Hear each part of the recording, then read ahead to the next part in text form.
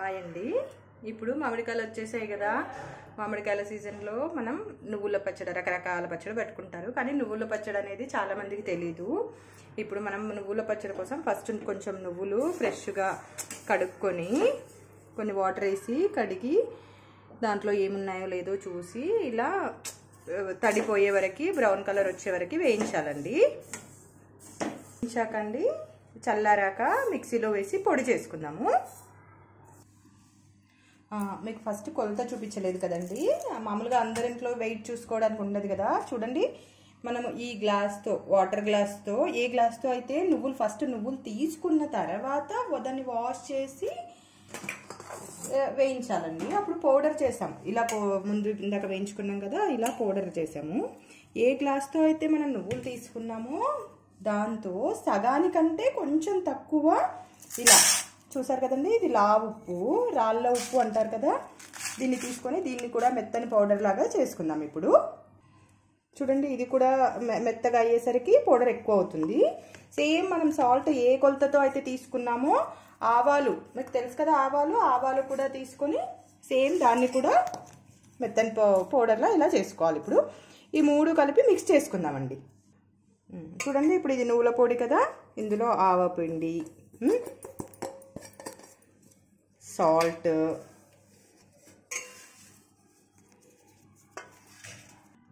దీంట్లో మనం ఇప్పుడు చూడండి, ఇది జీలకర్ర మెంతులు వేయించి పౌడర్ చేసి పెట్టుకుంటానండి నేను. ఇలాగే ఎలా ఎప్పుడైనా పికిల్స్ పెట్టుకోవాలనుకుంటే యూజ్ అవుతుంది. 1 టీ స్పూన్ సరిపోతుంది. అలాగే కొంచెం పసుపు కూడా అండి. పసుపు కూడా సేమ్ 1 టీ స్పూన్ పడుతుంది.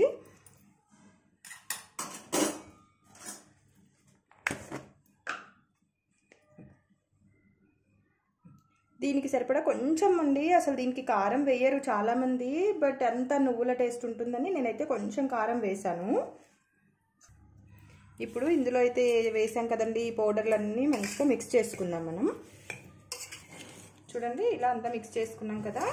ఇప్పుడు మనం దీంట్లోకి మామిడి ముక్కలు, మామిడికాయలు తెలుసు కదండి, పుల్లగా ఉండేవి. ఇప్పుడు నేను తీసుకునే 1 పావు కిలో నువ్వులండి. పావు కిలో నువ్వులకి 5 మామిడికాయలు సరిపోతాయి. ఇలా మంచిగా వాష్ చేసి ఇలా పీస్ ఉండేటట్టు కట్ చేసి పెట్టుకోవాలండి. ఇప్పుడు ఈ ముక్కలు కూడా మనం ఇందులో వేసి మిక్స్ చేసుకుందాము.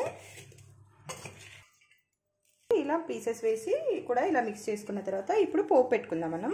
ఆ పోపు కోసం పల్లి నూనె తీసుకున్నానండి నేను. పల్లి నూనె అంటే పికిల్స్కి టేస్ట్ వస్తుంది. ఇప్పుడు మనం పోపుకి ప్రిపేర్ చేసుకుందాం.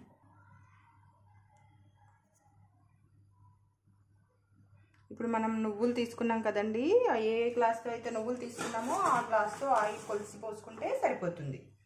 చూడండి, ఆయిల్ ఓన్లీ మామూలుగా కొన్ని పికిల్స్కి వేడి చేస్తారంతే, కానీ ఈ పల్లి నూనె అనేది పికిల్స్కి బాగా మరగనివ్వాలి.